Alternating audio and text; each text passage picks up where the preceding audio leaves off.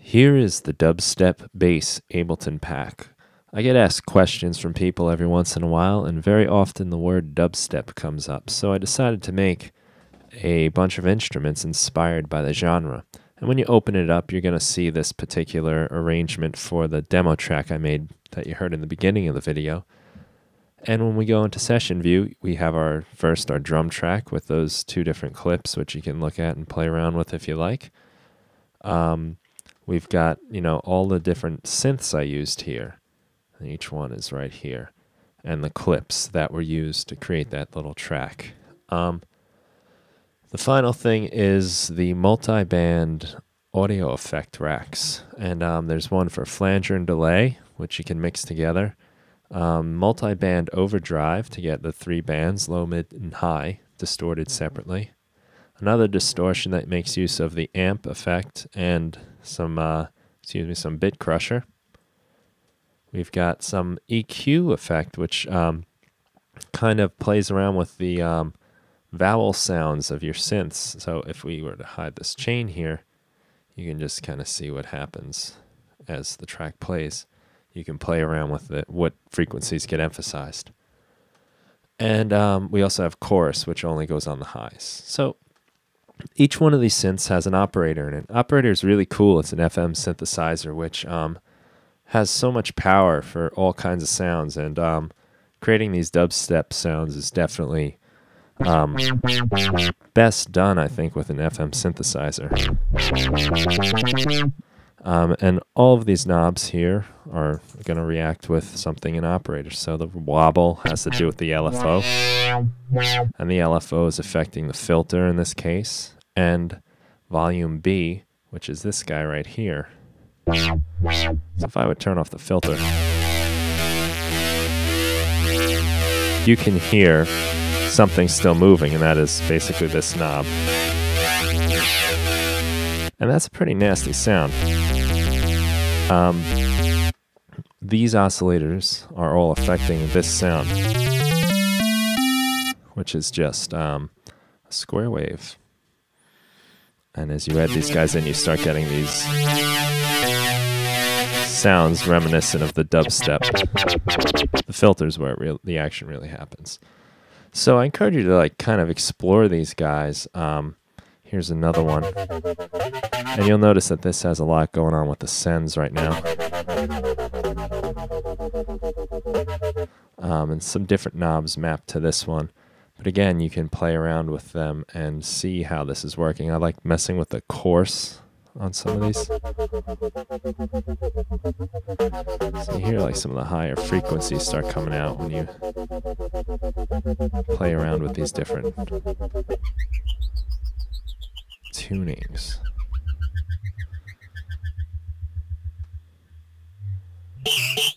Okay. We've got the digital dub bass rack here, which is just another take on this idea. And I've got the glide on a little bit here. I'll turn it down for a minute. And you can again play with the speed of that. And your oscillators are going to change the sound fairly drastically. Here is probably the most intense one there is of the bunch. The Fierce Fire bass.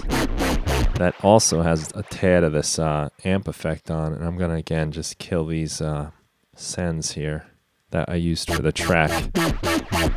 So in its purest form, it sounds like this. Again, an operator doing all the magic. I killed the wrong sends. Let's kill these guys too. And this one has a lot of sub in it too. If you have those nice speakers, you can hear those. They're rattling my headphones right now. And finally, there's the kind of quintessential talking bass, token talking bass. And this is, again, playing around with the operator, this time with a little bit reduction from Redux. So the speed, the talking speed, is your LFO. You'll see it moving there. Also, again, controlling the filter, and that's all this time. The amount is the amount of the LFO. I tried to constrain a lot of these guys to ranges that would keep you in the talking zone. So, for instance, here's the filter, which I've only done about 800 hertz worth of range here. And you can hear, I'm going to even turn this up a little bit.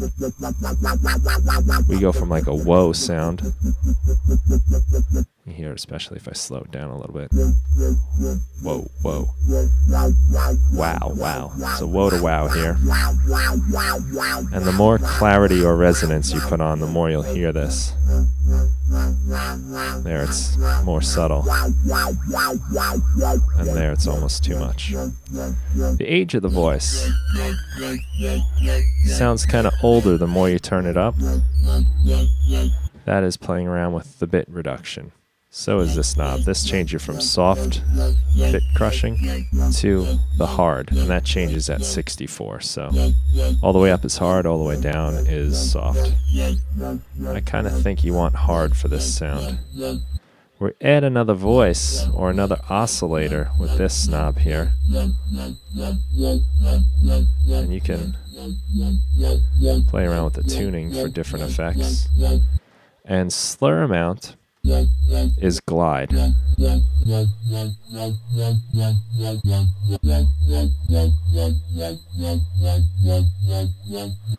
glide can be found under the pitch envelope. So these are the racks. I really encourage you to play around with them a little bit. Like, for instance, something I like to do is go under this kind of main panel here and change the voices to, say, we'll do 8 in this case. And I might even turn off the LFO. Let's see how it sounds. I'll turn off our LFO here and our slur amount. Maybe turn this guy down quite a bit. And now we've kind of got this nice pad sound. And you can do this with all of these different ones here. For instance, maybe I'll take W here and I'll raise the voices. And I might lower the amount of this LFO.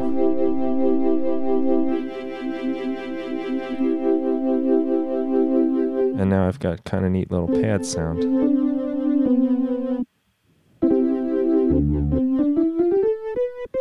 So I encourage you to play around with these, you know. The best thing you can do is just pick up on some ideas and mess around with these and make your own sounds with them. But right, they're kind of set up for the dubstep sound right now because that's what a lot of people are into. So I hope you enjoy this very much. Make some cool music with it. And if you do, please send it along because I'd love to hear what you do. Thanks a lot.